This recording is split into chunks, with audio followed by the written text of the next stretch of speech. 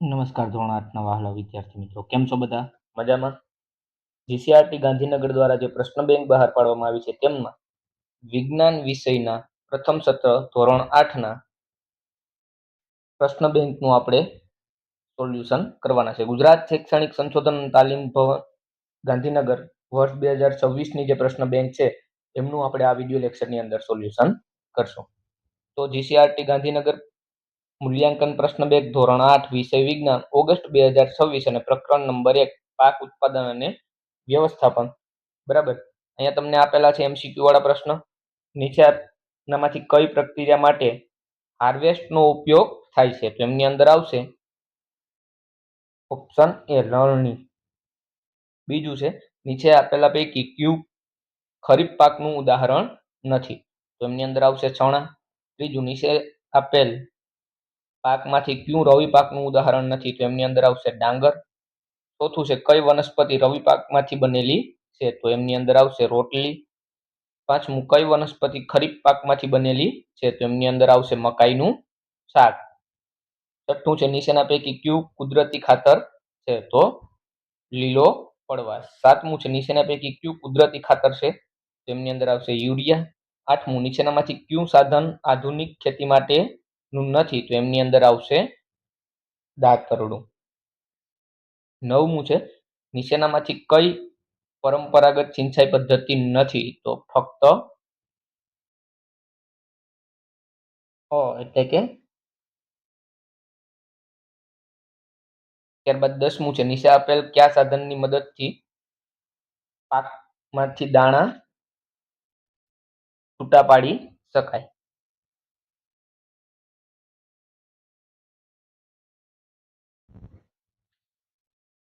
તો એમની અંદર આવશે થ્રેશર. 11મું છે નીચે આપેલ પૈકી કયું ખરીફ પાકનું ઉદાહરણ છે? તો સોયાબીન. કમ્બાઈન મશીન શાનું સંયુક્ત સ્વરૂપ છે? તો હાર્વેસ્ટ અને થ્રેશર.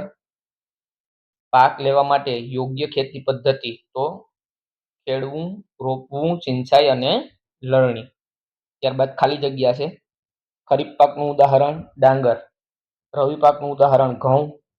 ખરીફ પાકને ચોમાસાની ઋતુમાં રોપવામાં આવે. રવિ પાકને શિયાળાની ઋતુમાં રોપવામાં આવે. સોયાબીન એ ખરીફ પાકનું ઉદાહરણ છે. અળસી એ રવિ પાકનું ઉદાહરણ છે. ઓક્ટોબરથી માર્ચના સમયગાળાને રવિ પાક રોપવામાં આવે.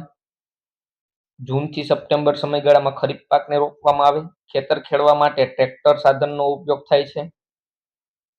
ઈંધણ દૂર કરવા ખુરપીનો ઉપયોગ થાય.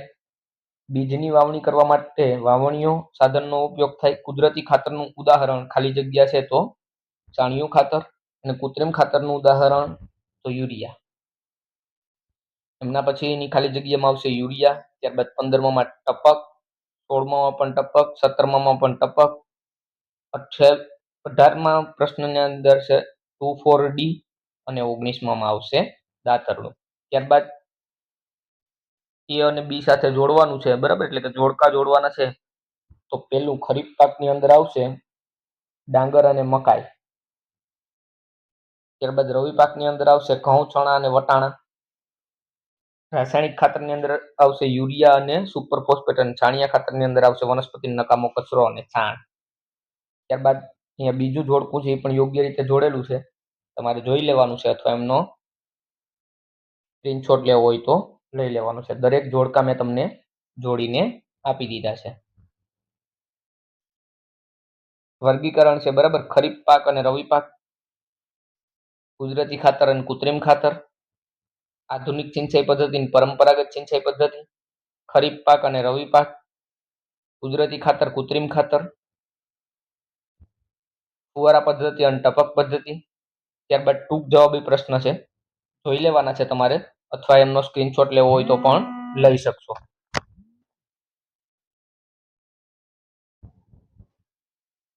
હું વરસાદી ઋતુમાં થતો પાક છું, તો ખરીફ પાક આવશે.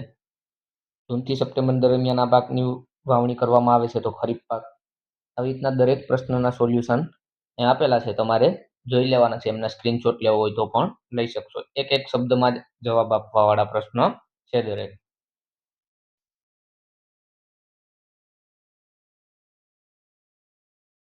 એમના પછી ટૂંક જવાબી પ્રશ્ન છે.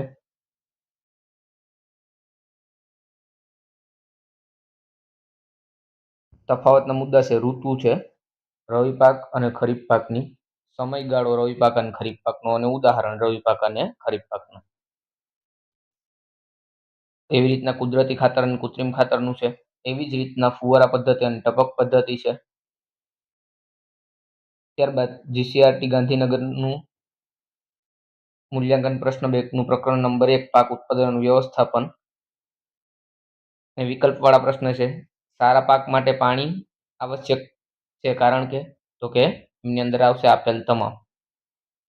બીજું, ખેતી કામમાં પરંપરાગત સંસાધનના બદલે આધુનિક ઓજારોનો ઉપયોગ શા માટે કરવો જોઈએ? તેમાં પણ આવશે ઓપ્શન ડી. એવી રીતના ત્રીજાની અંદર આવશે ઓપ્શન સી, જમીનની ફળદ્રુપતા વધે છે.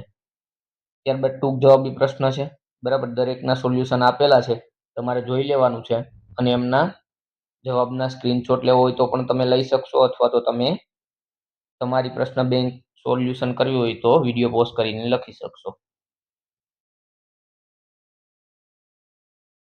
દરેક પ્રશ્નનું સોલ્યુશન કરીને આપેલું છે તમને, તમારે જોઈ લેવાનું છે, અથવા તો એમના સ્ક્રીનશોટ લેવા હોય તો પણ તમે લઈ શકશો.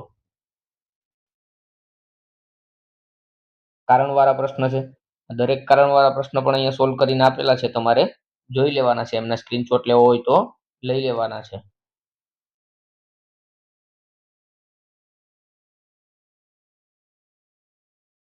તમારી સંપૂર્ણ એટલે સંપૂર્ણ પ્રશ્ન બેંકનું સોલ્યુશન કરીને આપેલું છે.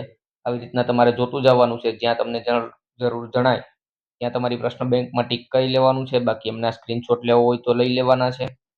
બરાબર. આ તમારી પરીક્ષામાં ખૂબ જ ઉપયોગી બનવાનું છે.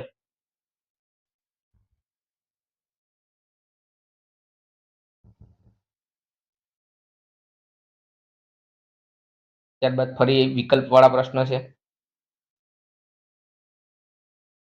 પહેલાની અંદર આવશે ડી 1, 3, 2 અને 4. બીજું, લણણી કરવા માટે યોગ્ય સમય, તો કે પાક પૂર્ણ પરિપક્વ થાય ત્યારબાદ. ત્રીજું છે, સારા પાક ઉત્પાદન માટે નીચેનામાંથી શું અયોગ્ય છે? તો ભૂમિને તૈયાર કર્યા વગર રોપણી કરવી. ચોથું છે, સારા પાક ઉત્પાદન માટે નીચેના વિધાનો ધ્યાનમાં લઈ યોગ્ય વિકલ્પ પસંદ કરવાનો છે. તો 1 અને 2, એક સાચું છે અને બીજું ખોટું છે. ફુવારા સિંચાઈ પદ્ધતિ માટે નીચેનામાંથી કયું વિધાનમાંથી શું ખોટું છે? તો આ પદ્ધતિ પાણીનો ખૂબ જ વ્યય થાય છે. આ વિધાન ખોટું છે, એટલે ડી ખોટું આવશે. નીંદણ દૂર કરવા શું કરવું જોઈએ? તો આપેલ તમામ આવશે. 7મું, નીચેનામાંથી કયા સિંચાઈ પદ્ધતિ પાણીની બચત કરે છે? તો ટપક. 8મું, અનાજનો સંગ્રહ કરવા પહેલા તેને શું કરવું જોઈએ? તો સૂકવવું જોઈએ. ત્યારબાદ ખાલી જગ્યા છે, એમાં એકમાં આવશે સિંચાઈ, બીજાની અંદર આવશે ટપક સિંચાઈ પદ્ધતિ, ત્રીજાની અંદર આવશે સમાર, ચોથામાં આવશે મૂળ, પાંચમામાં આવશે દાતરડું, છઠ્ઠામાં આવશે કમ્બાઈન મશીન, એમના પછી આવશે ખાતર. ત્યારબાદ ટૂંક જવાબી પ્રશ્ન છે, દરેકના સોલ્યુશન આપેલા છે. વિડીયો પોસ્ટ કરીને એમના સ્ક્રીનશોટ લેવો હોય તો લઈ શકશો.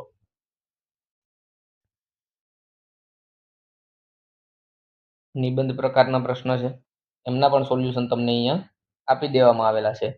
વિડીયો પોસ્ટ કરીને તમારે એમના સ્ક્રીનશોટ લેવો હોય તો લઈ શકશો.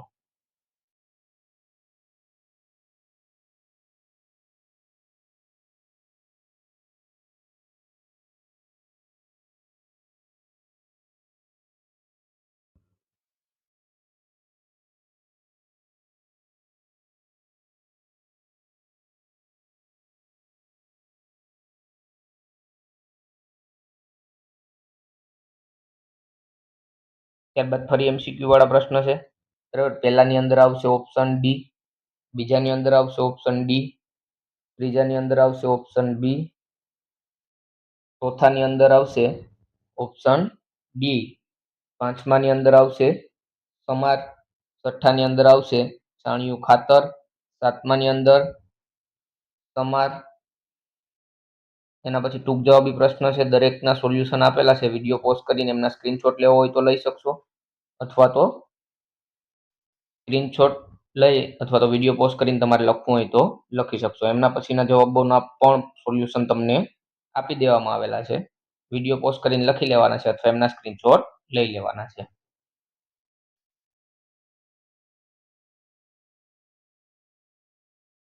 ત્યારબાદ ફરી MCQ વાળા પ્રશ્ન છે. પહેલાની અંદર આવશે સી, પાકની ફરી ફેરબદલી. બીજાની અંદર આવશે કુદરતી ખાતર. ત્રીજાની અંદર આવશે ટપક સિંચાઈ પદ્ધતિ. ચોથાની અંદર આવશે મોટ. પાંચમાની અંદર આવશે યુરિયા. છઠ્ઠાની અંદર આવશે ઓપ્શન ડી. સાતમાની અંદર આવશે નીંદણ અને મૂળ સહિત ઉપાડી લેવું જોઈએ. ત્યારબાદ ખાલી જગ્યા હશે, એમાં પહેલી ખાલી જગ્યામાં વર્મી કમ્પોસ્ટ, બીજામાં ટપક. ત્યારબાદ વિસ્તારથી જવાબ આપવાના છે. દરેકના સોલ્યુશન આપી દીધા છે, જોઈ લેવાના છે. સ્ક્રીનશોટ લેવો હોય તો પણ તમે લઈ શકશો.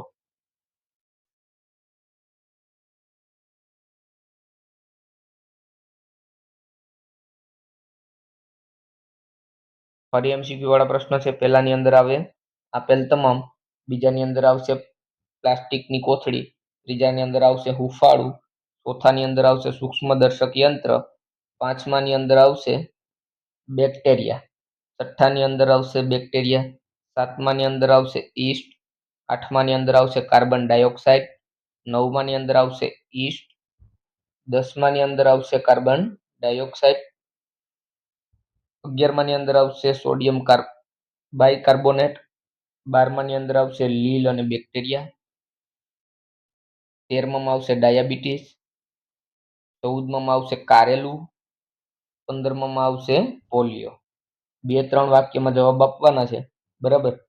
તો અહીંયા તમને આપેલા છે, બરાબર.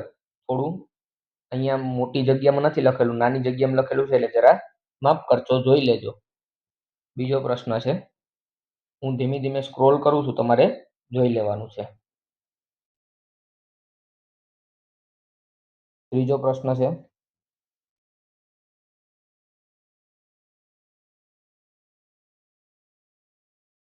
પ્રશ્ન ક્રમ 4.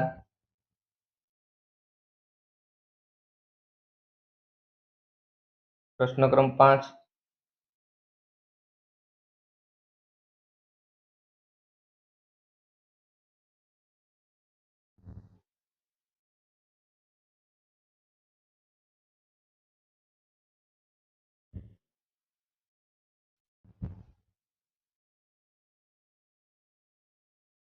રોગ અટકાવવા માટે રસી કઈ રીતે મદદ થાય છે?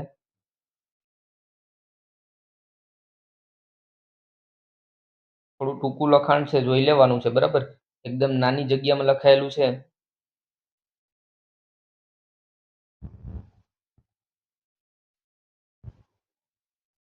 હું એકદમ ધીમેથી સ્ક્રોલ કરું છું, તમારે જોઈને લખી લેવાનું છે.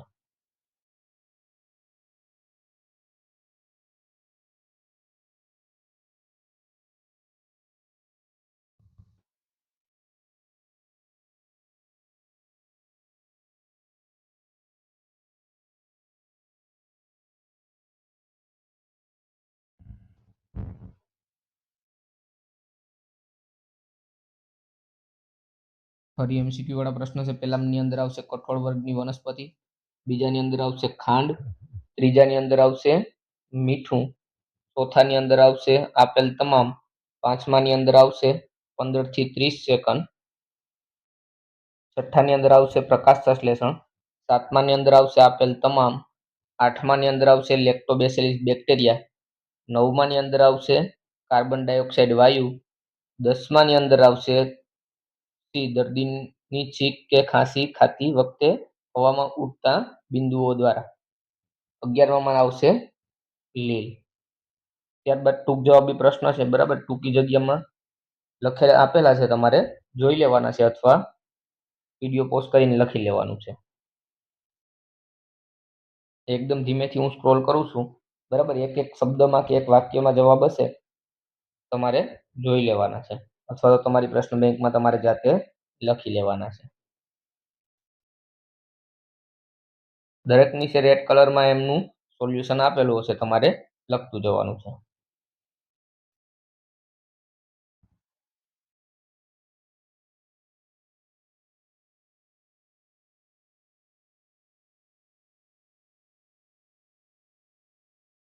ક્યાંય થોડી સ્પીડ વધી જાય તો વિડીયો પોઝ કરીને તમારે લખી લેવાનું છે, અથવા એમનો સ્ક્રીનશોટ લેવો હોય તો તમે લઈ શકશો.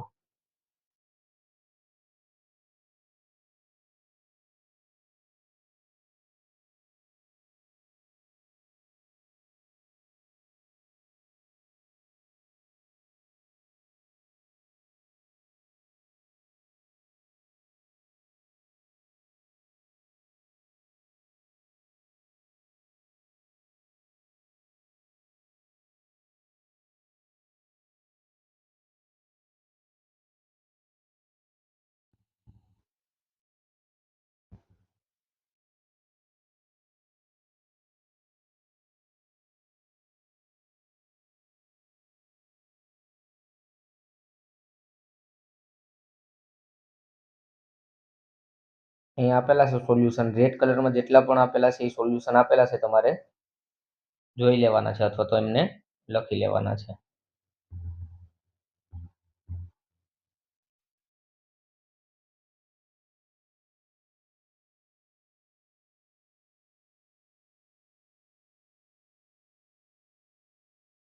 ત્યારબાદ ફરી MCQ વાળા પ્રશ્ન છે. પહેલાની અંદર આવશે લુઈ પાસવર્ડ, બીજાની અંદર આવશે એક્ઝાન્ડર ફેલિંગ, ત્રીજાની અંદર આવશે શીતળાની રસી, ચોથાની અંદર આવશે લુઈ પાસવર્ડ પોલિયોની રસી, પાંચમાની અંદર આવશે લુઈ પાસવર્ડ. ત્યારબાદ ખરા ખોટા છે, તો આ વિધાન ખોટું છે, આ વિધાન સાચું છે, આ વિધાન સાચું છે, ચોથું વિધાન એ સાચું છે, પાંચમું વિધાન એ સાચું છે, છઠ્ઠું એ સાચું છે. ત્યારબાદ જોડકા છે, બરાબર. તો પહેલાની સામે આવશે સી, બીજાની સામે આવશે એ, ત્રીજાની સામે આવશે ડી અને ચોથાની સામે આવશે બી. રેડી? એના પછી આગળ એક શબ્દમાં જવાબ આપવાનો છે, બરાબર. દરેક પ્રશ્નના એકાદા શબ્દમાં કે બે શબ્દમાં જવાબ આપેલા છે, તમારે જોઈ લેવાના છે, અથવા એમનો સ્ક્રીનશોટ લેવો હોય તો તમે લઈ શકશો. ત્યારબાદ ફરી MCQ વાળા પ્રશ્ન છે. મેલેરિયા કયા સૂક્ષ્મજીવ દ્વારા થાય? તો પ્રજીવ. ભેજવાળી સળતી બ્રેડ પર સફેદ રાખોડી ધબ્બા શેના છે? તો ફૂગના. નીચેના પૈકી બેક્ટેરિયા શામાં મદદરૂપ બનતા નથી? તો પ્રકાશ સંશ્લેષણમાં. હરિતદ્રવ્ય ધરાવતો સૂક્ષ્મજીવ કયો છે? તો લીલ. કોલેરા કયા સૂક્ષ્મજીવથી થાય છે? તો બેક્ટેરિયાથી. ટાઇફોઇડ શાના દ્વારા થાય છે? પાણી દ્વારા. હિપેટાઇટિસ એ કયા સૂક્ષ્મજીવથી થતો રોગ છે? તો વાયરસથી. હિપેટાઇટિસ એ શાના દ્વારા ફેલાય છે? તો પાણી દ્વારા. મેલેરિયા શાના દ્વારા ફેલાય છે? તો મચ્છર દ્વારા. નીચેનામાંથી કયો વનસ્પતિજન્ય રોગ નથી? તો એન્થ્રેસાઇટ. ભીંડાનો પીળીનસનો રોગ કયા સૂક્ષ્મજીવથી થાય છે? તો વાયરસથી થાય છે. ભીંડાનો પીળીનસનો રોગ શેના દ્વારા ફેલાય છે? તો જીવજંતુ દ્વારા, એટલે કે કીટક દ્વારા. લીંબુના બળિયા ટપકાનો રોગ કયા સૂક્ષ્મજીવ દ્વારા થાય? તો બેક્ટેરિયા દ્વારા. લીંબુના બળિયા ટપકાનો રોગ શાના દ્વારા ફેલાય છે? તો હવા દ્વારા. 15મું છે, એમાં આવશે પ્રજીવ. 16માં આવશે ઓપ્શન સી. 17માં આવશે ઓપ્શન ડી. 18માં આવશે ઓપ્શન ડી. 19માં આવશે મેલેરિયા. ત્યારબાદ ખાલી જગ્યા છે, બરાબર. પહેલામાં વાયરસ, બીજામાં બેક્ટેરિયા, ત્રીજામાં પ્રજીવ, ચોથામાં લેક્ટોબેસિલસ, પાંચમાં માદા એડિસ મચ્છર. ત્યારબાદ ફરી વિકલ્પ વાળા પ્રશ્ન છે, એમાં પહેલામાં આવશે માદા એનોફિલિક મચ્છર, બીજામાં આવશે ઈસ્ટ કોષોની વૃદ્ધિ, ત્રીજામાં આવશે ખોરાકનો સ્વાદ અને સુગંધ જળવાઈ રહે. ખાલી જગ્યા છે, કાર્બન ડાયોક્સાઇડ, માદા એનોફિલિક મચ્છર, ઈસ્ટ, શરદી અને વાયરસ. રેડ કલરમાં છે એ તમારા જવાબો છે. ત્યારબાદ જોડકા છે, એ જોડીને જ આપેલા છે, જોઈ લેવો.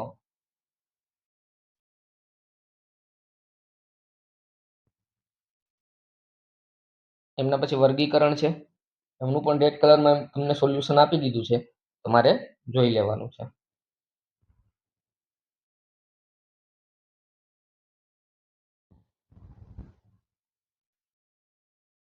મને ઓળખો એવું છે, એમનું પણ અહીંયા દરેકની સામે એમનું સોલ્યુશન આપી દેવામાં આવ્યું છે.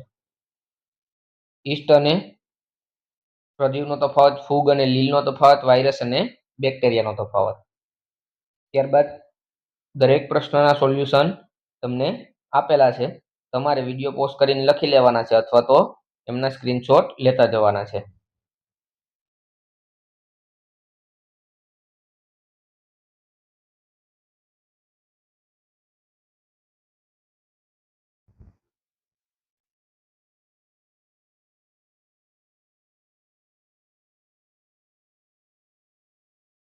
ફરી MCQ વાળા પ્રશ્ન છે, દરેકનું રેડ કલરમાં એમ નીચે સોલ્યુશન આપી દીધું છે, તમારે તમારી પ્રશ્ન બેંકની અંદર આવી રીતના ટીક કરતું જવાનું છે. ટૂંક જવાબી પ્રશ્ન છે, નીચે એમના જવાબો આપેલા જ છે, જોઈ લેવાના છે. અથવા એમના સ્ક્રીનશોટ લેવો હોય તો તમે લઈ શકશો.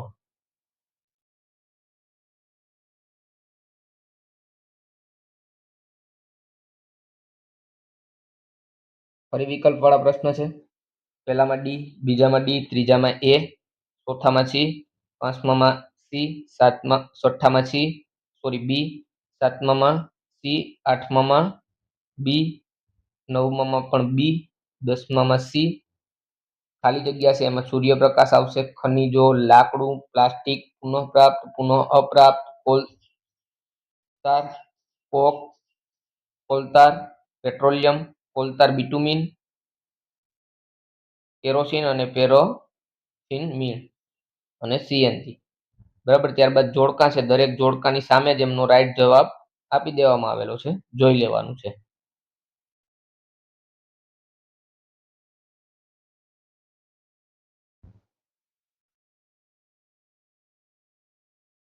ટૂંક જવાબી પ્રશ્ન છે.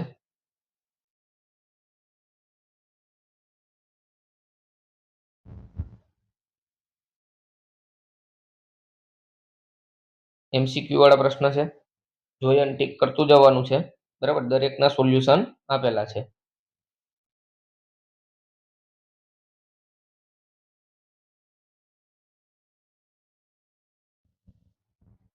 તમારી પ્રશ્ન બેંકમાં તમારે સાચો જવાબ છે એ ટીક કરી લેવાનો છે.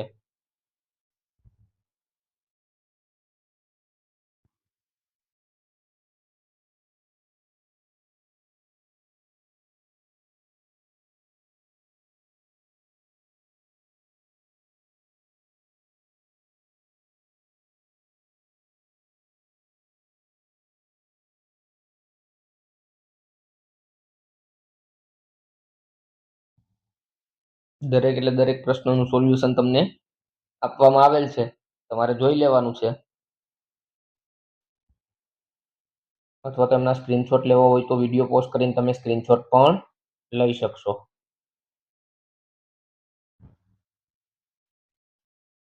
ફરી MCQ વાળા પ્રશ્ન છે.